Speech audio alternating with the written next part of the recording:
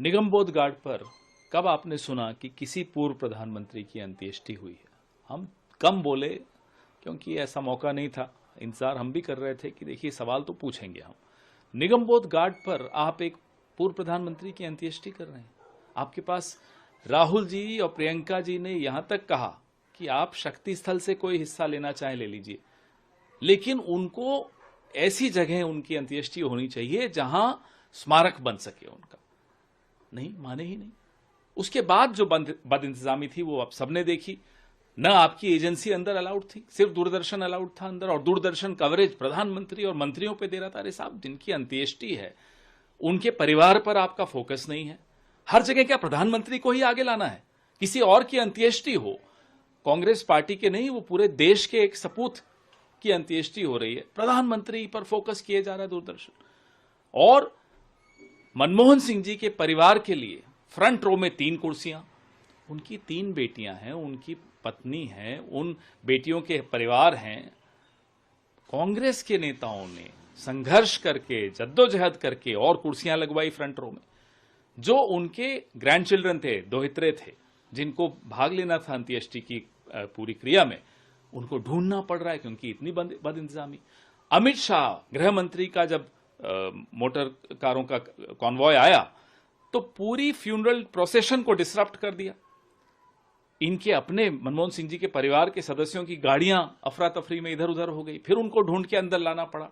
Diplomats, राजदूत बहुत आए, उनको आपने कहीं पीछे बैठा दिया। फोकस सिर्फ और सिर्फ प्रधानमंत्री के चेहरे पर। ये कोई पूर्व प्रधानमंत्री को इस तरह का सम्मान देंगे आप, जिन्होंने 10 साल में और उससे पहले भी वित्त मंत्री की हैसियत से इस देश की अर्थव्यवस्था की कायाकल्प कर दी? उस व्यक्ति को आप इस तरह से अपमानित करेंगे? बहुत ही बदइंतजामी थी। जब राष्ट्रीय ध्वज मनमोहन सिंह जी की विधवा को सौंपने की प्रक्रिया चल रही थी, प्रधानमंत्री बैठे हैं वहां, खड़े नहीं होना क्यों? ये मैं तो अभी कई उदाहरण आपको दे रहा हूं, लेकिन इससे कहीं ज्यादा और आपको लोग उदाहरण बताएंगे कि किस तरह की बदइंतजामी थी। सर, लेकिन सरकार ने, पूरा डिफेंस मिनिस्ट्री ने बाकायदा इसके लिए इन्विटेशन तक दिए थे। वो तो प्रोटोकॉल है साहब, वो कोई एहसान तो चढ़ाया नहीं उन्होंने, प्रोटोकॉल है। कोई भी पूर्व प्रधानमंत्री की मृत्यु होगी तो ये सब करना ही होता है हर सरकार को, इसमें क्या एहसान चढ़ा दिया?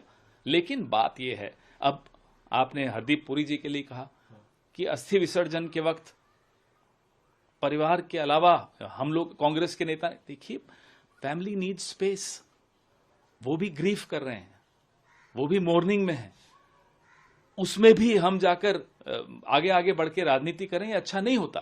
फैमिली को अगर स्पेस दिया तो इसमें पुरी साहब को दिक्कत है।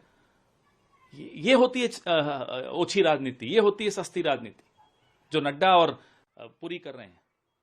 सर, ये भी एक बात है, मेमोरियल की भी बात आई तो कह रहे हैं मेमोरियल तो बनाना ही था हमको, उसको लेकर हमारा दबाव जब आया तब जाकर इन्होंने रात को वो नोटिफिकेशन निकाला कि हम करेंगे।